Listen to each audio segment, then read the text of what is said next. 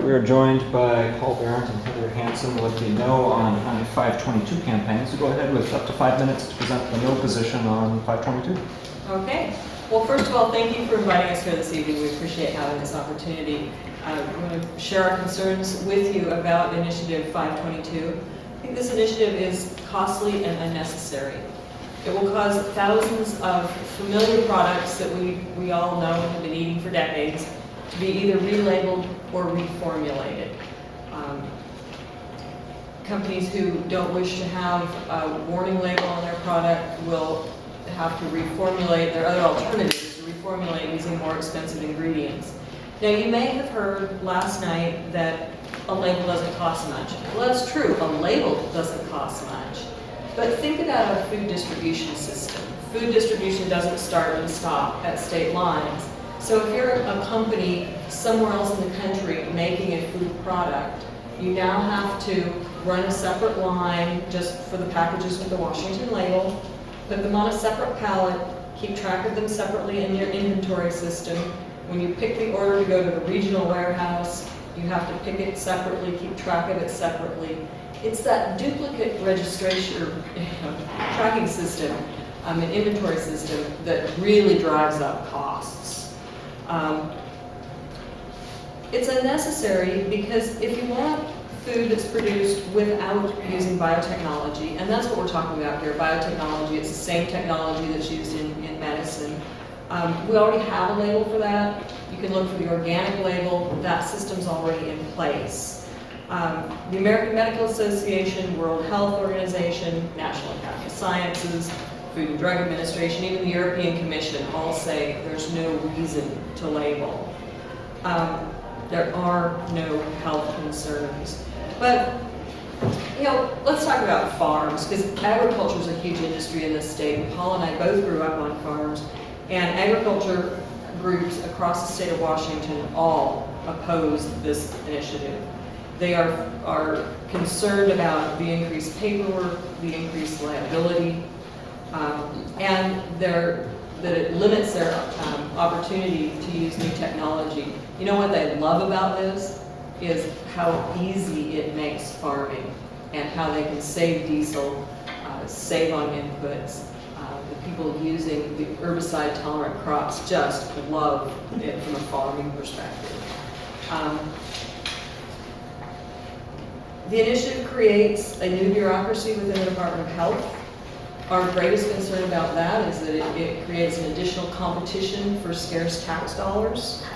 And it also has a kind of a hodgepodge of exemptions, where it actually exempts 2/3 of the food served in Washington from the labeling scheme. So, for example, if I go to the grocery store and buy a pizza, there would be a label on the package. But that same pizza, if I call and have it delivered to my house, there's no label. Same pizza served to your child in the school cafeteria, there's no label. So we think it's not really giving consumers consistent information, not answering the questions that consumers are asking. I'm very conscious of the clock here, and I want to give Paul some time, so I'm going to turn it over. Great. Well, I'm just going to say a few things. It's not about labeling, it's about an anti-genetically enhanced foods campaign. This is an anti-science campaign. You know, we work very hard on issues like global warming to get the public to support the science and to get policymakers to support the science. Yet, in this campaign, what we're saying, it's an anti-science campaign. Hundreds of doctors and scientists, including some of the greatest experts at the University of Washington and Washington State University, are opposed to this effort. And this is an anti-poor effort. This is a campaign that's going to hurt the poor. Anybody who's been to Europe and has gone to supermarkets, there's a reason why food is about twice as costly there as it is here in the United States. It's because this is one of the huge contributing factors, and we've all been to PCC versus Fred Meyer as an example. I would just ask you, please vote against this campaign. It's anti-science, it's going to hurt the poor, and And I think it's against the finest traditions of what we stand for in the Democratic Party. Great, thank you. So now we'll open up to follow-up questions. See Clayton, I have one, and Elizabeth. Clayton. Do GMO foods increase or decrease the use of herbicides? Absolutely decrease. There's no question about that. Now, it. Roundup? What about the use of products like Roundup? So Roundup. I'm asking a question about the food and the impact on the food chain of GMO products. So if you look at all herbicide use, and you're looking at herbicide tolerant crops, we're reducing the total amount of herbicide use. So you could probably make the argument that we might be using more Roundup, but using fewer other herbicides.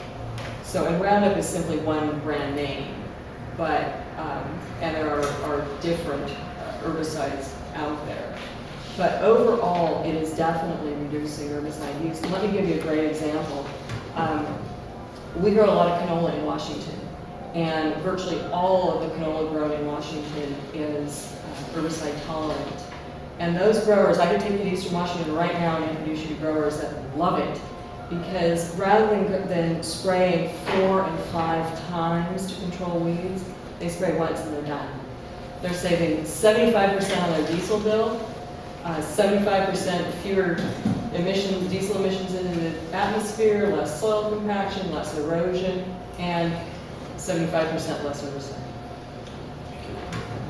Right, so one of the arguments we heard last night was that 60 some odd countries already require this kind of labeling, and I know that we're in a global agricultural market, and we're the #1 export state in the country, and part of that's Boeing, but a lot of it is our agricultural products. So to what extent do the labeling requirements in other countries already affect sort of the the production line, and talking about having sort of parallel tracks? Are there already parallel tracks in order to comply with the labeling in other countries, even here? I just want to say one thing, and I'll turn over to Heather.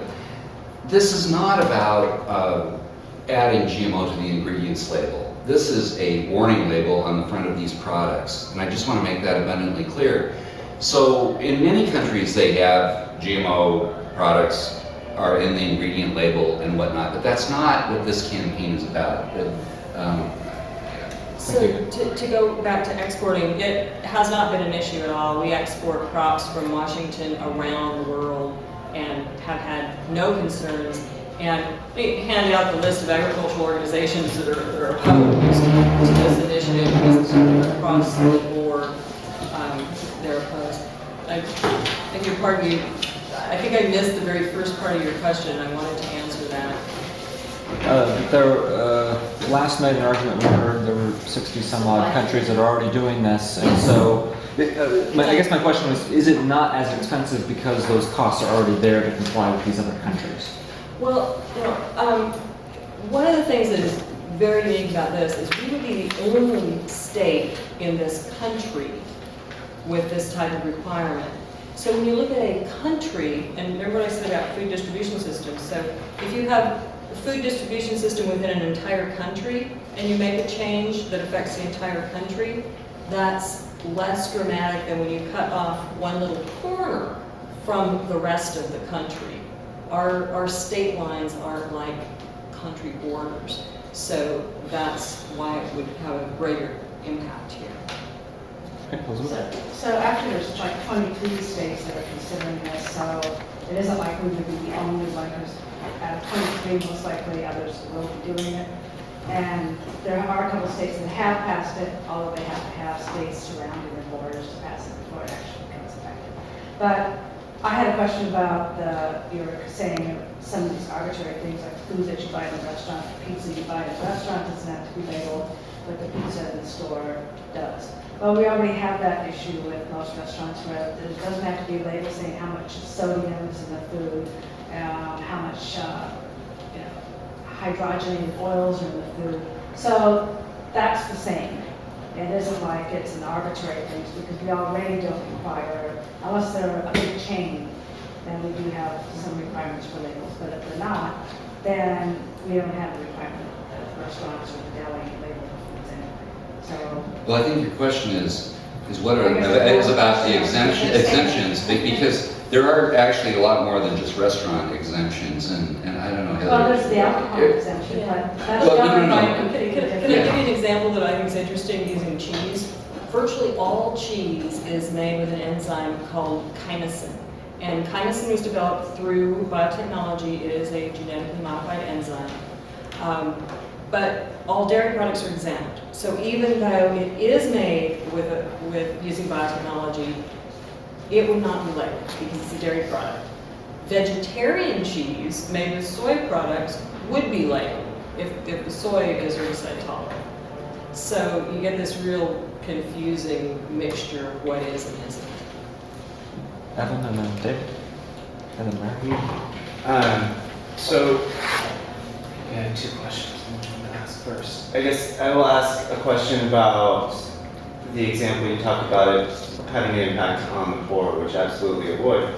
And in the sense that most people who are lower income or by necessity have to shop at stores where the food is cheaper. But, you know, there are parallel problems that poses for people that are lower income, you know, higher rates of obesity among people that are lower income, for instance.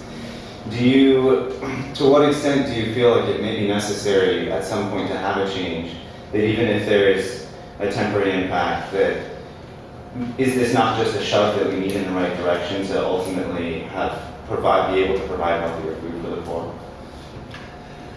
Well, I think that's not addressed in this initiative per se, but let me just say,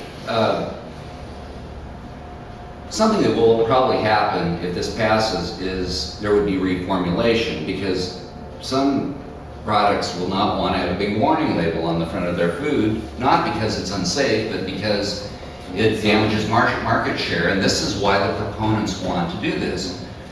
There are economic interests that want greater market share based on, you know, the policy that this would set.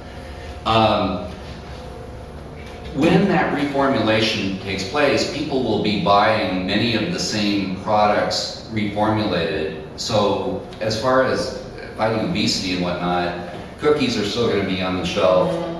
Canned peaches and heavy syrup are still going to be on the shelf. It is just that these are going to be more expensive products because the ingredients will be more expensive, as well as the labeling issues. Thank you. Um, Go ahead, give some Oh, sorry, go ahead. Address a little bit of an issue that you brought up a little bit ago about other states. And it's true that it may, in the future, there may be other states that pass this type of program. We don't know that yet. What we do know now is that there's no other state that has a law on the books that would be like what 522 proposes. The states on the East Coast have so many, either they haven't been signed into law in one case, but the one that has so many strings attached that probably will never be implemented. But the most important thing there is those are states that don't have an ag economy. We have a huge ag economy in this state. Agriculture is very, very important, and we're concerned about what it will do to our growers and our ag economies. So David and then Mary. I'm a little confused. I mean, this is a difficult one. And because I'm a 15-year-old, I would like to know what we're putting on the table. I think I have a right to know. And I'm not certain whether I'm hearing you all correctly, because it sounds like what you're objecting to is the means rather than the ends. For example, you're talking about the labels, GMO, whatever, labeled as an element of the ingredients in my box of Cheerios. I would think is GMO is a warning label I have mixed feelings about, right, on a practical level. Is the issue the way this bill is written, or the initiative is written, or is the issue something larger than that? Well, for starters, because of the way the initiative process works, of course, we have to vote on the words that are on the ballot.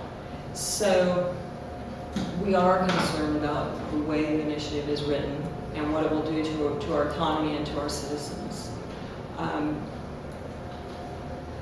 It's bigger than that too, but what our concern right now is 522 and the words on the ballot and having to live with those words if it passes.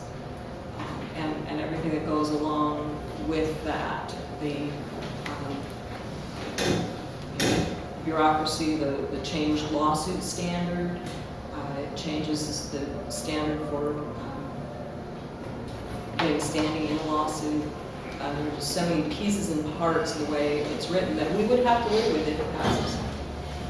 Alright, so Mary, and then Elizabeth, and then Clayton if we have time, and probably not Evan, but if we have time. But go ahead, Mary. One of the things that's very concerning to me is the growth and power of corporations.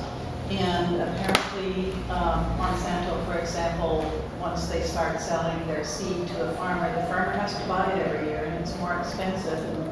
And they've even sued farmers who have saved and used their own seed. And I don't think I like anything that gives more power to these corporations, and also seems to be decreasing the diversity of seed. We have just a narrowing down onto only a few products. That can't be good. Okay, that's actually an easy one. As far as when a farmer chooses to buy a specific type of seed, they do sign a contract agreeing to the terms of how they're going to use that seed.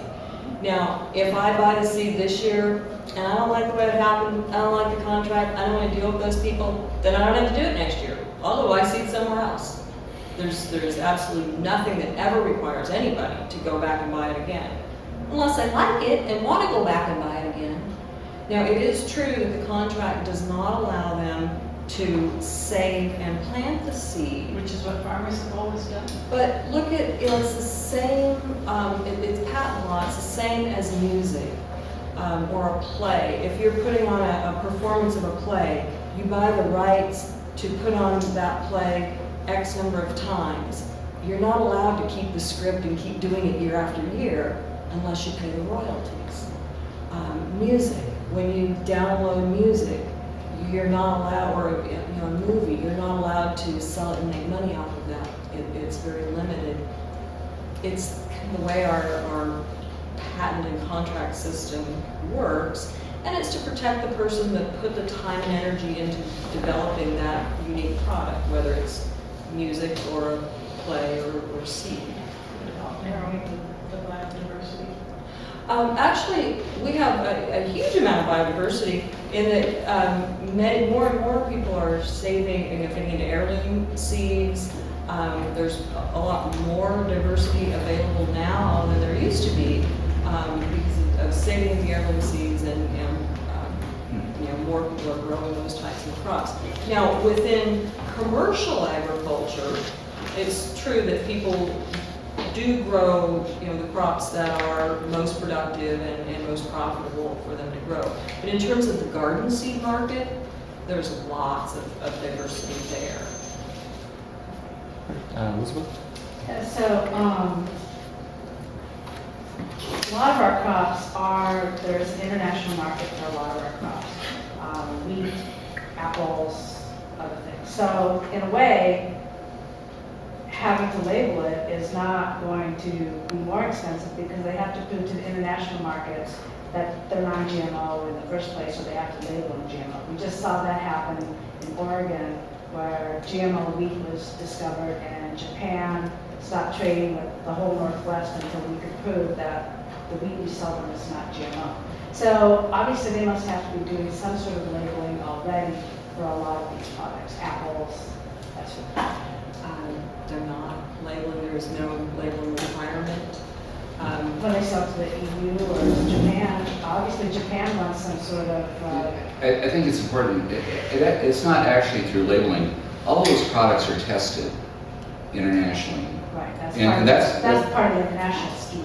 Yeah, but a shipload of wheat goes to Japan or China. They test those products. They don't label them.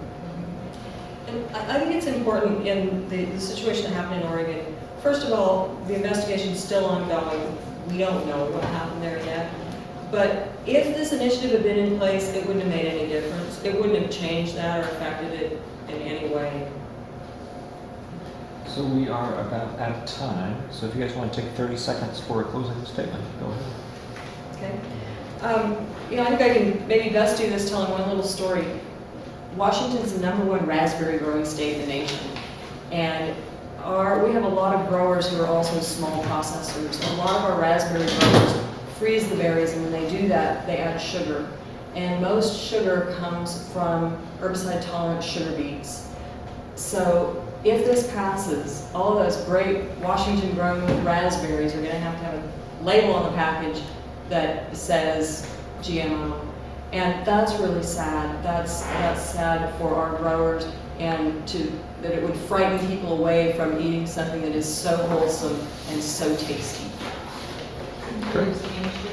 Like we're out of time. But thank you very much for coming. Really appreciate it.